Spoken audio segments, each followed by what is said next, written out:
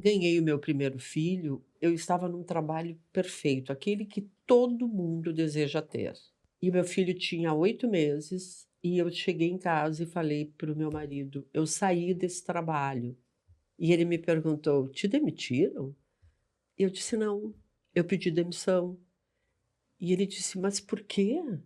O que que tu vai fazer agora? Eu disse: eu posso fazer qualquer coisa. Eu fiz uma pessoa. Eu vou criar uma pessoa. Olha o poder que eu tenho. E isso, imagino que deve ser muito difícil, e foi difícil para ele entender na época.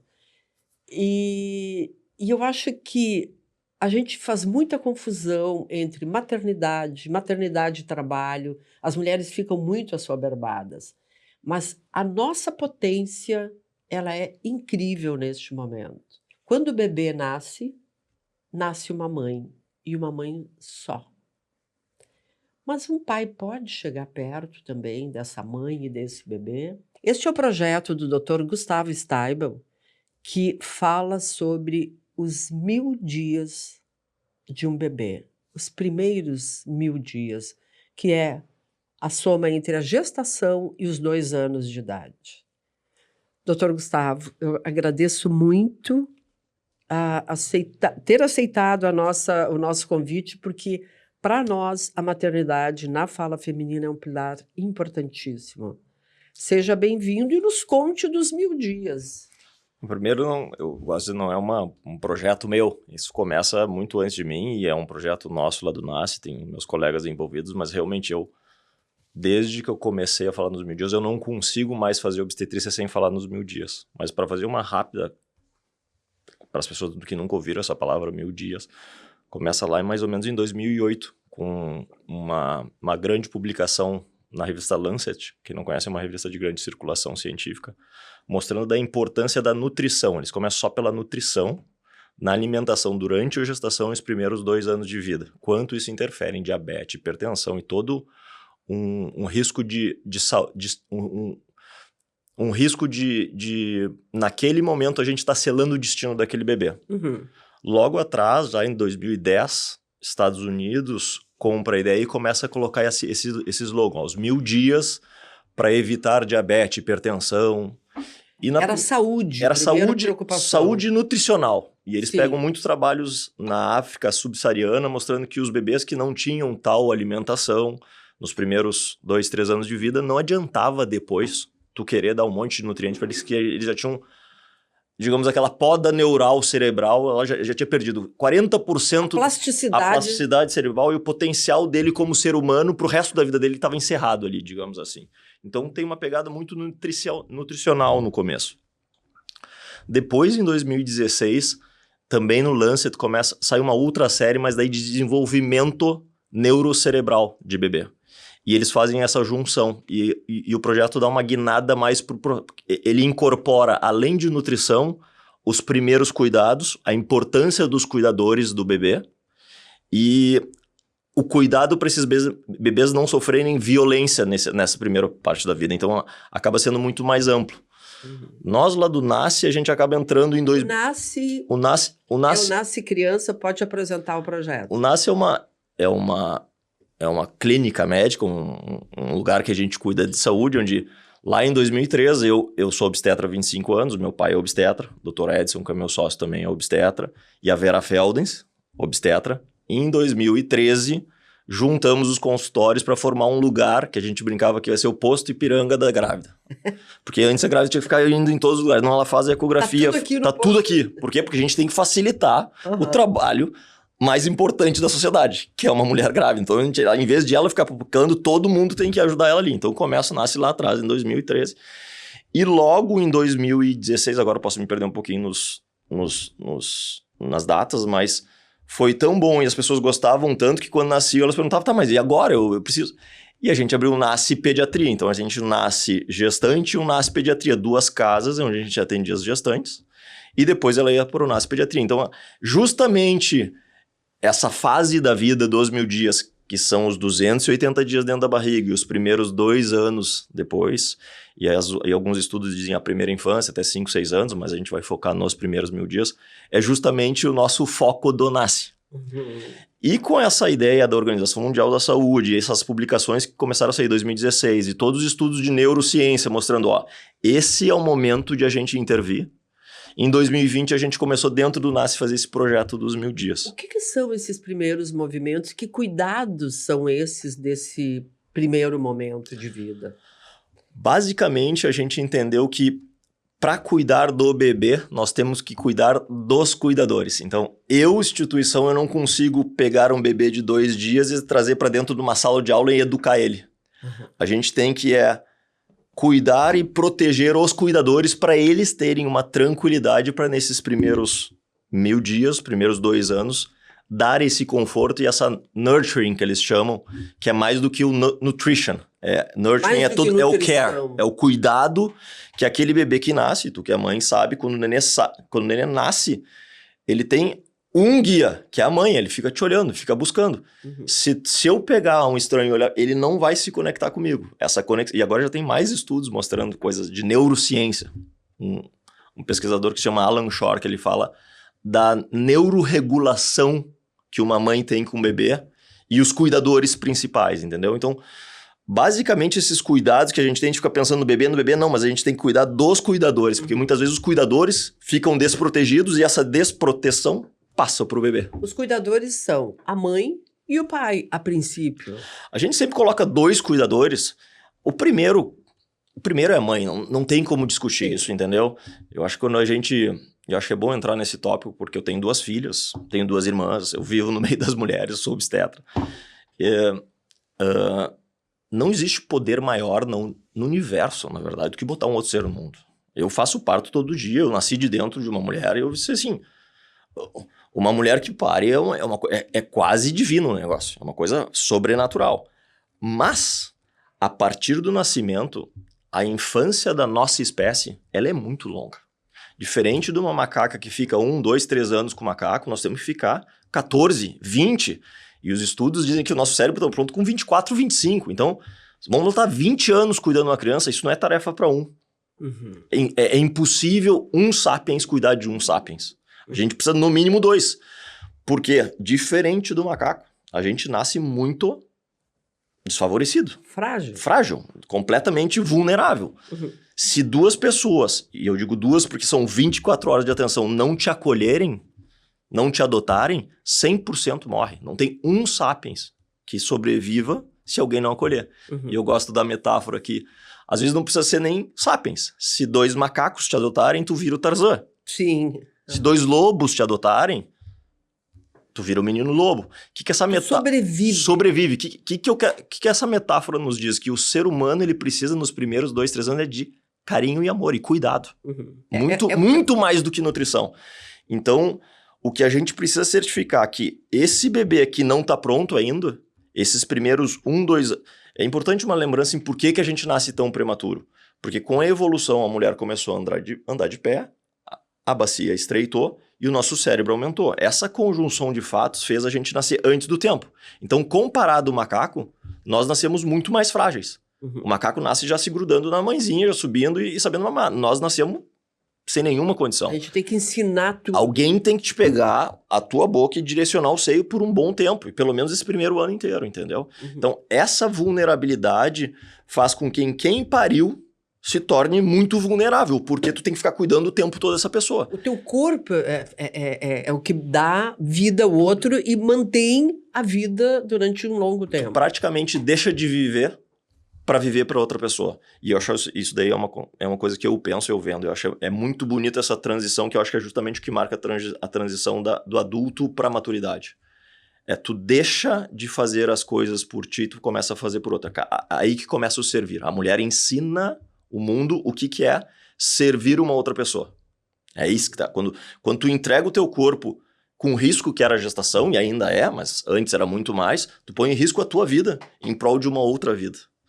Só que nessa ideia de a gente ser tão vulnerável, se não tiver alguém que vai te ajudar nesse processo, a chance de a gente não evoluir é grande. E daí começa o processo da família. Uhum. Junta um homem, ou o par que seja, entendeu? E esses 2 têm a missão de fazer aquele bebê se manter vivo. E para isso eles revezam, digamos assim. 12 horas um, 12 horas outro. Porque é impossível 24 horas durante 1 ano, 2 anos, tu ficar fazendo esse revezamento. Muito mais durante 12. E a coletividade entender que quando existe 2 sapiens cuidando de um sapienzinho, esses 2 estão vulneráveis. Então a coletividade tem que ajudar esses 2. Então é uma cebola. É tipo assim, nasce um bebê sem camiseta, a mãe tira a camiseta dela e coloca no bebê. O primeiro cuidador, o pai, na maioria das vezes, vem, tira a camisa dele e coloca na mãe. No pai, tá vulnerável. A coletividade abraça aquela família. Então, por isso que nós nos organizamos em sociedade. E tem aquela ideia de que para criar uma criança precisa de uma aldeia. Essa frase eu acho maravilhosa. E a nossa aldeia... Se fragmentou. Ela se fragmentou. E o que aconteceu e como que a gente parte daqui para frente? Porque tu tem uma frase no dia que nós conversamos que tu chama um pai e diz... O que tu diz? Vamos reproduzir o diálogo. Eu gosto de dizer para um pai assim que quem não faz... Às vezes ele me pergunta, mas o que eu faço? Porque eu sou pai. Então a gente chega muito feliz, você é pai, mas quem tá grávida é tua mulher, né? E tu fica, tem um filho, que legal. Ela já entendeu que o jogo mudou. Ela já deixou de beber, já deixou de... Ela tá dentro. Ela tá dentro. E o homem ali só participando. E ele disse, mas o que eu faço então? Eu disse, olha, quem não sabe fazer bebê, cuida de quem sabe fazer bebê. Essa é a função do pai, entendeu? Então, num primeiro momento, o bebê não tá muito pro pai. Ele tem que cuidar da mãe. Porque à medida que ele vai cuidando da mãe, aquele bebê se interessa por aquele que dá, digamos assim, cuida de quem cuida dele. E à medida que ele vai crescendo, ele diz, que interessante, sempre quando esse segundo agente se aproxima, esse meu primeiro cuidador fica calmo, e ele ficando calmo, eu fico calma. À medida que tu vai crescendo e entendendo quem tu é, tu começa a ter curiosidade para saber quem é aquela pessoa que voluntariamente vem todo dia cuidar daquela pessoa, digamos assim, entendeu? E assim começa a ter atração do bebê pelo pai. E esse último publicação da Organização Mundial da Saúde, ele bate justamente nessa tecla, que é a importância do pai. Por quê? Porque nós, homens, estamos falhando. Atualmente, no Brasil, 50% das mulheres cuidam dos seus filhos sozinhos. Eu não sei se esse é o número certo, mas quem estiver nos escutando, diz assim, olha, mais ou menos, eu conheço uma que separou, onde é que tá o bebê? Tá com a mãe. E o pai? O pai saiu. Então, eles trazem um monte de estudos dizendo assim, olha, o pai é muito importante na criação do filho e é uma responsabilidade nossa, entendeu?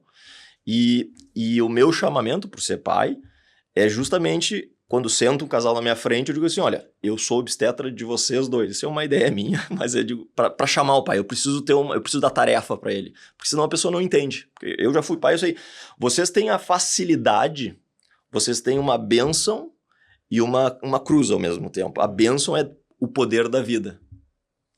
Mas naturalmente esse poder da vida já te torna um ser cuidador. Biologicamente começa a produzir hormônios e quando tu vê, tu não consegue não cuidar daquele ser. O homem não tem isso naturalmente. Então eu tenho que dizer para ele quanto é importante para ele se aproximar para ele entender o que é cuidar de outra pessoa. Mas quando tu diz assim, biologicamente a mulher se torna cuidadora, sim, mas se ela não cuidar, quem vai cuidar? Sim. Né? Aquela história de um bebê morre. Se a mãe ficar ausente... se quebra um vínculo eternamente. E o que pode significar para esse bebê, né? Praticamente a ausência de uma mãe é a morte do bebê. Praticamente é isso. É muito difícil. Esse vínculo, ele é eterno. Mas o que eu quero dizer é que a biologia, ela sem querer, mexe com o cérebro de vocês. O homem fica à parte. Por isso que é mais fácil o homem se distanciar. Mas a gente tem que chamar esse homem que, embora ele não tenha um bebê dentro, conscientemente a importância dele na criação daquele bebê, entendeu? E o que tu faz para manter esse pai ligado? A maioria das mulheres que tu atende tem um pai que tá junto. Sim.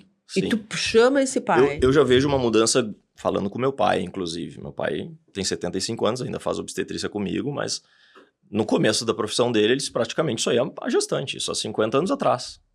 Não é 500, é 50 anos atrás. 90% das pacientes iam sozinhos na consulta. No meu consultório atualmente, olha, é raro a vez que vai só a mulher. É raro. 95% tem o pai. Então eu já vejo uma mudança de conceito. Eu vejo o homem querendo, só que ele tem que ser educado. Não vai ser natural essa virada. A gente tem que conscientizar quanto isso é importante pro bebê, quanto isso é importante para a mãe, quanto isso é importante para ele como ser humano para se tornar um ser maduro, para saber o que é cuidar de alguém, entendeu? E quanto esse cuidado mútuo de uma mãe e de um pai para um bebê é importante para uma sociedade, porque a gente entrega ali adiante um bebê ou um ser humano que vai fazer uma sociedade melhor. Se a gente faz mal esse trabalho, a chance da nossa sociedade de enfrentar os problemas que ela está enfrentando agora é isso. Tu acha que... Então, tu quer dizer assim, ó, que um bebê que não é assistido, que não é olhado, que não é nutrido amorosamente, ele tem poucas chances de ser alguém legal.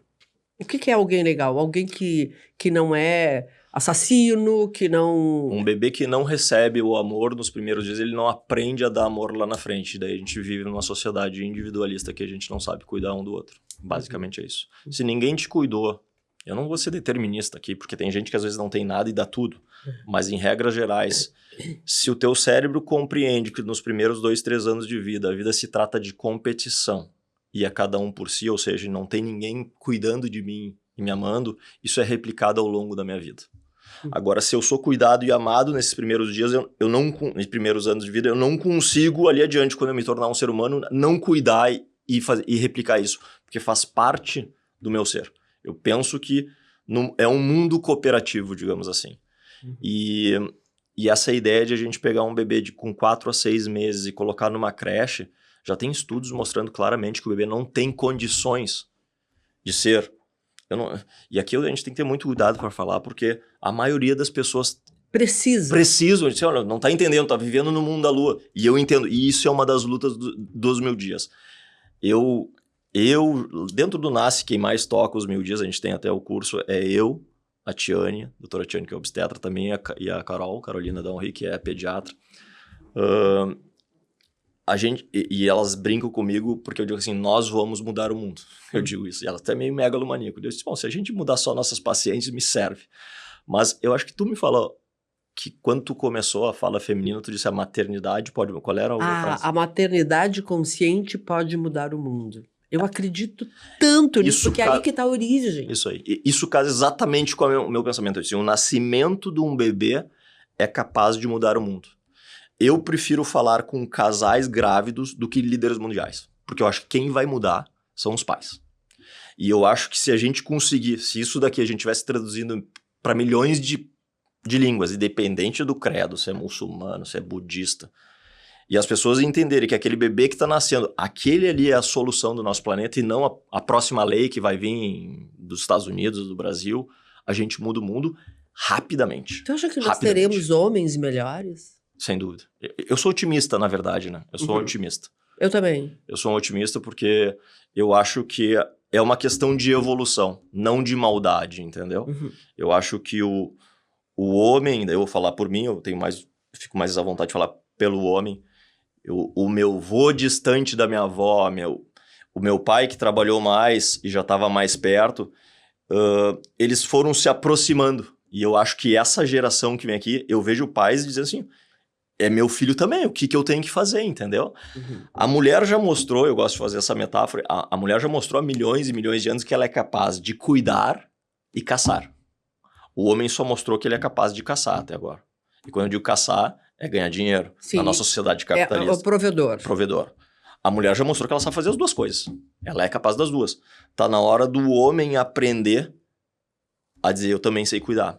Porque daí eu tenho um bebê que vai ter uma mãe que é caçadora e protetora e um pai que é caçador e protetor. Isso é a melhor coisa que tem. É como se eu tivesse um pai ambidestro e uma mãe ambidestra, entendeu? Antes era assim, a minha mãe é a mão esquerda e meu pai é a mão direita, digamos assim. Se eu precisar da mãe direita e só tiver a mãe em casa, eu não sei o que fazer. Então eu acho que é uma evolução, só que ela requer educação. Eu acho que a evolução é conhecimento. Porque assim, na verdade, tu diz, nós temos que educar os homens. Na verdade, nós temos que deseducar daquela educação que diz que o homem tem que ficar longe da casa. Com certeza. O homem que fica do lado de fora da casa. A casa como essa metáfora que tem uma mulher, um filho, um lugar de desenvolvimento para essa criança, né? E porque o homem é criado por este homem distante foi criado por uma mulher E como é que isso, neste momento, se desfaz? E por que esse tipo de criação, que na verdade vira cultura masculina, como é que se pega lá na origem? Porque esta mãe que tem um pai que está junto, um homem que está junto, ela pode não educar esse filho de uma forma narcisista e ele como uma extensão de mim, vai ser o meu Deus, meu herói. Não sei, a Vera Iaconelli, a psicanalista, diz que as mulheres criam os filhos homens como um salvador dela. Ela cria um novo homem, mas um homem que é uma extensão dela, né? Ela passa a ter poder porque ela tem um homem. Então, e ela vai desenvolver um novo homem a partir dela. Uma coisa bem egóica, assim, né? Então, eu te pergunto, como é que a gente... Se tem isso na nossa mentalidade, né? No imaginário coletivo feminino. Eu não sei tão profundo assim, mas eu vou te dar uma resposta que eu acho que é como a gente vai criar crianças saudáveis para o mundo, independente de ser homem ou uma mulher. Eu acho que é através da pacificação dessa guerra de sexo que existe, entendeu? É o homem e a mulher olhar um pro outro e assim, nós dois juntos somos imbatíveis cuidando de uma criança. E não um dizer assim, não, mas eu sou mais importante ou tu é mais importante. Tu acha que esse é o nível de discussão, assim, de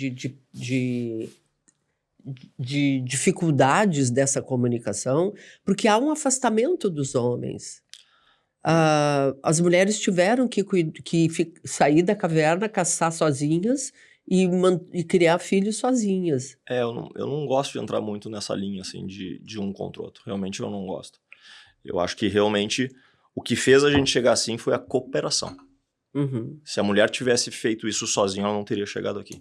Teve um homem lá atrás que parou e disse, não, eu vou te ajudar. Porque, como eu comecei falando no começo, é impossível uma mulher conseguir carregar os bebês sozinha, saudáveis. Ela consegue, mas essas crianças... Mas que crianças serão essas? Exatamente, ela consegue fazer com que essas crianças sobrevivam, mas ela não consegue fazer uma pessoa saudável, altruísta.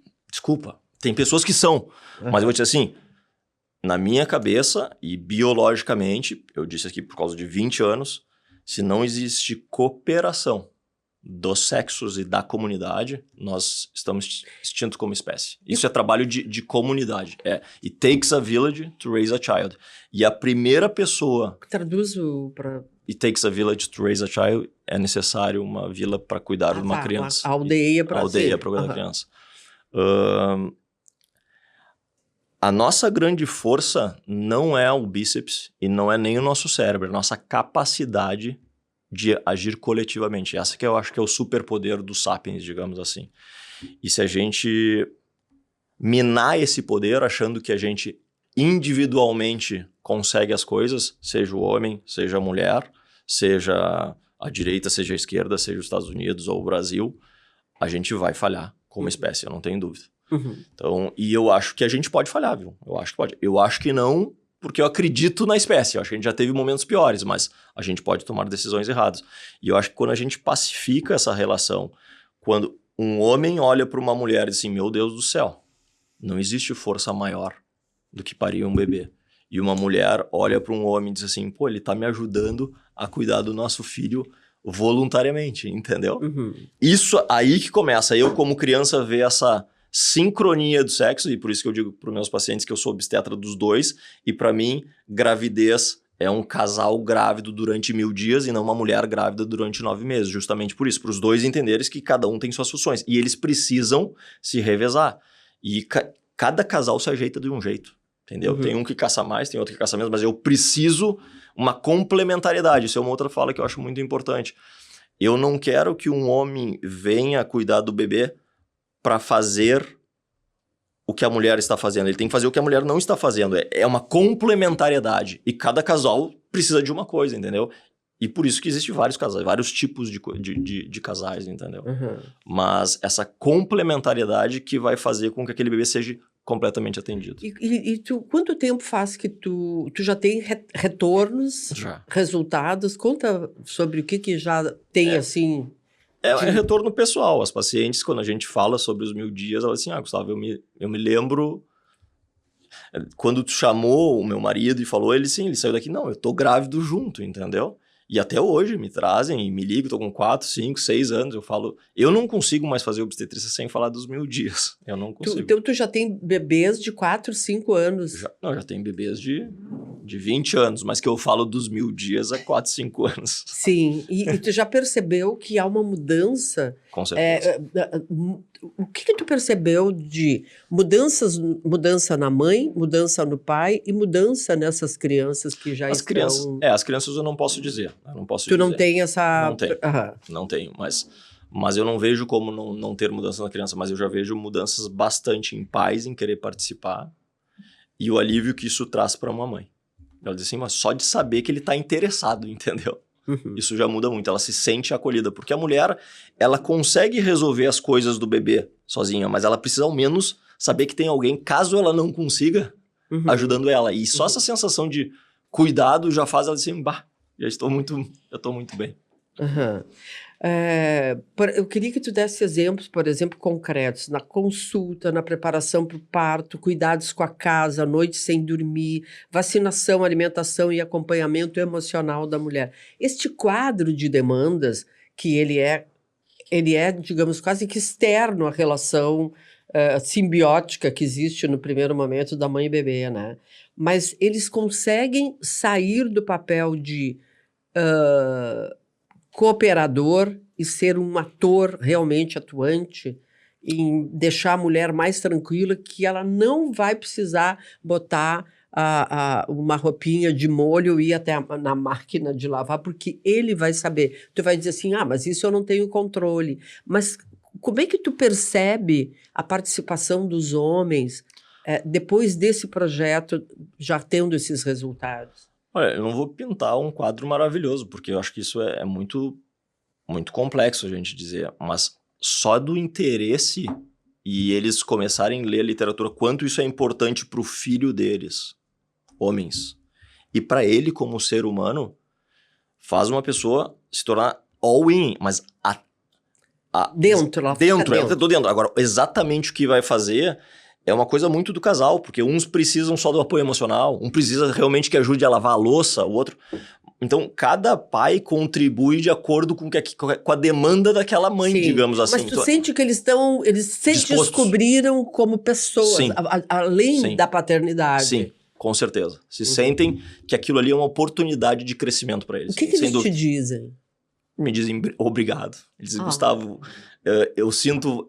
Depois a gente se encontra nas pracinhas, eu sinto saudade das nossas consultas.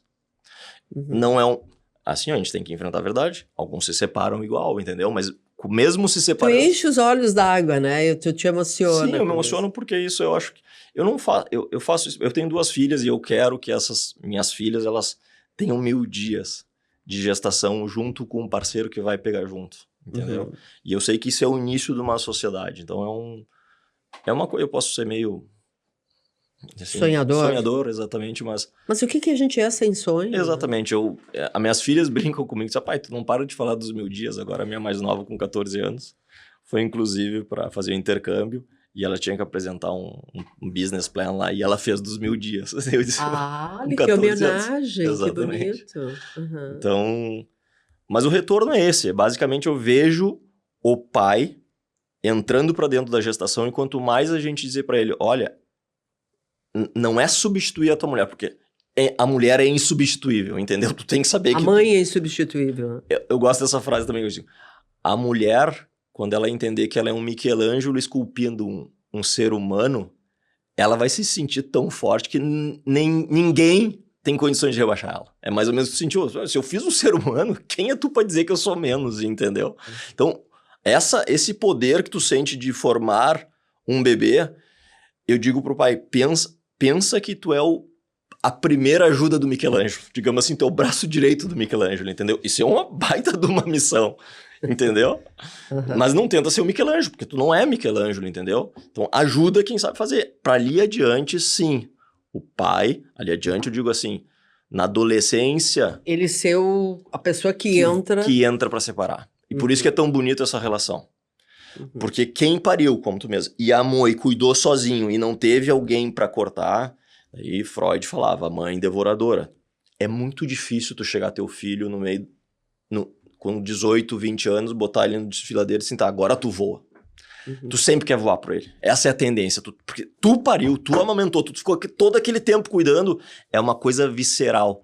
O amor de vocês que salva nos primeiros anos pode atrapalhar muito ali adiante. E se tu tem um parceiro que ficou todo esse tempo contigo, ele vai se tornando pai e também cuidador dessa criança. Pra olhar pra ti e dizer assim, tá, mas agora é hora de ele voar. Agora vai para fora, sai da casa. E aí é o papel do homem, do pai. Isso a gente vê direto, por exemplo, nas pracinhas. Tu vê as crianças com 4, 5, 6 anos e estão andando no balanço. Quem é que tá empurrando no balanço? Normalmente é o pai. Se a mãe tá empurrando, ela tá empurrando baixinho. Só que quem tá rindo é a criança que tá voando alto. E a mãe tá sentada olhando pro lado assim, meu Deus do céu, meu Deus do céu. Eu sei bem como é isso. Então, e aquela criança, o que ela faz? Quando chega o pai, muitas pacientes assim, eu que cuidei, a coisa, mas chega agora quer ir com o pai. Sim, o pai que apresenta a aventura às vezes pra criança, entendeu? E a mãe tem a confiança de assim, não, mas eu confio nessa pessoa. Por quê? Porque ele tava comigo desde o começo. E isso é muito... Tem uma autora que eu acho muito boa que se chama Anna McKin, que é uma pesquisadora de Oxford, que ela é uma antropóloga e fala da evolução da chegada do homem para ajudar a cuidar do bebê. Então, a mulher engravidava, o homem, ela ficava vulnerável 9 meses, sangrava, tinha que dar uma amamentar e, digamos assim, ele vinha todo dia para trazer a comida para essa mulher, porque não tinha condição de pegar banana, vamos supor. Logo ali adiante, aquele bebê estava com 2, 3 anos e a mulher estava grávida de novo. Lembra que não tinha anticoncepcional. Então, praticamente a vida de uma mulher há 100 anos atrás era estar vulnerável a cada 2, 3 anos o tempo todo, porque era um filho atrás do outro. E esses filhos que têm 20 anos de infância, com 5 anos ela não conseguia ficar com 3, 4 no colo. Então o que ela conseguia? Acompanha o teu pai. Então ele ia e levava e apresentava, digamos, aquele mundo para a criança. E as crianças voltavam para casa. Então essa dupla de cuidado, que eu chamo cuidado e proteção, enquanto ela tá embaixo da mãe, a mãe tá cuidando, mas quando o pai tá levando para fora, ele tá protegendo. É importante para aquele bebê que a gente vai soltar pro mundo, porque quando a gente tem um filho, a gente não tem um filho para nós. A gente tem um filho para uma sociedade. Ele vai ficar ali durante 20, 25 anos sob a nossa guarda, mas ele tem mais 2/3 da vida dele que ele vai ser o indivíduo que ele é. Assim como tu é diferente da tua mãe, eu sou diferente da minha, mas até 20 anos nós tava embaixo da guarda deles. E depois nós temos o nosso caminho. Entendeu? Gustavo, tu desenvolveu um aplicativo que eu achei bem interessante. É uma forma, na verdade... Explica o que é o aplicativo. Como é que eu vou te dizer assim? Tu começa uma aldeia com inteligência artificial. Eu tenho 2 dores grandes. Uma é uma mulher grávida que chega no meu consultório assim, Gustavo, os meus empregadores estão me pressionando e acham que eu tenho que trabalhar e em 4 meses eu tenho que voltar a trabalhar. Então eu tenho uma dor de uma mulher, de um Michelangelo esculpindo um ser humano e uma sociedade dizendo assim, olha, quando é que tu vai parar de esculpir o Michelangelo? Quando todo mundo diz assim, pelo amor de Deus, muito obrigado por estar esculpindo esse Michelangelo. Então eu tenho uma dor de fazer a sociedade entender que o maior trabalho da humanidade, como tu mesmo falou, tu largou teu emprego, não sei qual era, mas para ser a CEO do teu filho, a CEO do planeta. Eu digo, uma mulher grávida é a CEO do planeta. Não me interessa a Pepsi Cola, se é da Apple, a maior empresa do planeta. Se tu é a CEO da Apple e tu teve um filho, tu tem um cargo maior que ser o CEO da Apple, que é ser a mãe do teu filho. E a sociedade precisa que tu faça isso. Se tu não fizer isso, a chance de a gente falir no longo prazo é grande. Então nós como sociedade, nós temos que entender que no momento que tu é o CEO da Apple e tu engravida, a gente diz assim, ó, faz o que tu quiser. Então tu tem licença poética ou artística para fazer o que tu quiser durante 1000 dias, que a gente precisa. E tu diz, ok, agora eu vou largar o CEO da Apple, vocês fazem aqui, vocês têm que fazer, e eu vou fazer a minha parte. Daqui 1000 dias só, tô pronta para entrar de novo no mercado. Mas eu preciso que tu faça isso, porque não tem nenhum robô que possa fazer por ti. E eu não consigo contratar agentes para fazer por vocês. Então, eu tenho, como sociedade, te bancar isso. Então, isso é uma dor. E eu tenho uma outra dor que parece muito distante dessa como médico, é a crise de saúde que a gente vive. Todo mundo acha que a gente vai tomar um remedinho para dormir, um remedinho para acordar, um remedinho para fazer exercício e nós vamos estar saudável. E, na verdade, saúde não se compra. Saúde se conquista através de hábitos. Tu tem que ter hábitos diários de saúde. E esses dois mundos diferentes, quando eu olho na minha frente, eu vejo eles muito parecidos, porque a mulher grávida faz exatamente o que o mundo precisa fazer. Quer se alimentar, dormir. Ela quer fazer tudo certo. Enquanto tá com o bebê na barriga, ela quer fazer tudo certo. Eu disse, bom, essa força de vontade da mulher eu tenho que levar para o mundo. Então eu pensei assim, a gente tem que engravidar o mundo. É basicamente isso. Engravidar o mundo é basicamente a mulher grávida levantar o dedo no meio da multidão e dizer assim, olha, é o seguinte, eu tô fazendo um bebê. Alguém mais tá fazendo aqui? Quem tá fazendo, vem para cá. Quem não tá, vai para lá e ajuda. Porque isso é o mais importante. É se colocar na posição e dizer assim, olha, esse é o mais importante. Não me interessa o que vocês estão fazendo. Eu vou dar as regras agora, porque se eu não fizer isso, tudo vai acabar. Mas não num tom autoritário agora, eu tô falando um tom mais... Mas um tom de dizer assim, de conscientização. Olha, o que eu estou fazendo por vocês, de botar o meu corpo em risco, ele precisa de uma ajuda. Então eu não quero alguém me apontando o dedo dizendo assim, tá, mas tu não vai vir chegar às 7h30 para trabalhar? Porque eu já tô trabalhando 24 horas por dia fazendo um bebê, entendeu? Então não menosprezar o que é fazer um bebê. Fazer e criar, porque parir é uma coisa, criar um bebê é outra completamente diferente. Então, esse aplicativo é um jeito de enaltecer o trabalho da mulher e a gente convidar a vila para participar, que como a gente falou, a vila está um pouquinho distante. Por quê? Por causa dessa individualidade do capitalismo, a gente acha que com dinheiro a gente consegue fazer tudo, mas cuidar de um bebê, a gente precisa todo mundo ajudando. A primeira pessoa que eu quero engravidar é o pai. Então é uma carteira de saúde de gestante, que todas têm, gamificada, onde a mãe convida o pai para participar da gestação. E ali ele começa a entender toda semana o que está acontecendo com o bebê. Então é um jeito de eu sensibilizar, porque não está dentro da barriga dele, mas vem uma notificação, toda semana tá aparecendo a cabecinha, tá aparecendo... Então tu manda, no celular tem um aplicativo em que ele consegue ver as movimentações do bebê. Semanais, o que está acontecendo. Não a movimentação, mas o que está acontecendo com o bebê. Qual é o desenvolvimento? Agora surgiu a orelhinha. Agora, até os 2 anos de vida, até 2 anos. Agora ele tá engatinhando. Então é um jeito de ele... Pô, ele tá dentro da barriga. Quem produz esse conteúdo? Quem produz tá na internet, mas no aplicativo tá ali. Porque é uma coisa de livro. Aham. E tu criou esse aplicativo? Já existem aplicativos muito parecidos com isso. Foi em cima desse, que é o Baby Center e o Gravidez Mais, que são os aplicativos mais baixados de gestantes, em que ali a pessoa vai vendo o tamanho e o peso do bebê cada semana e o que está acontecendo. E eu vi que tu me mostrou no teu consultório o aplicativo em que aparece a avó, o avô, isso, o primo, a prima, a tia, que está vendo o bebê junto. Quer dizer, quando o bebê nasce... ela já faz parte de uma comunidade que vai receber o bebê. Isso aí. Então é esse termo que eu uso, é engravidando a sociedade. Então aquela mulher grávida que recebeu aquele HCG, ela manda uma mensagem pro marido, estamos grávidos. E ele, sério, ele abre e ele vai acompanhar semanalmente.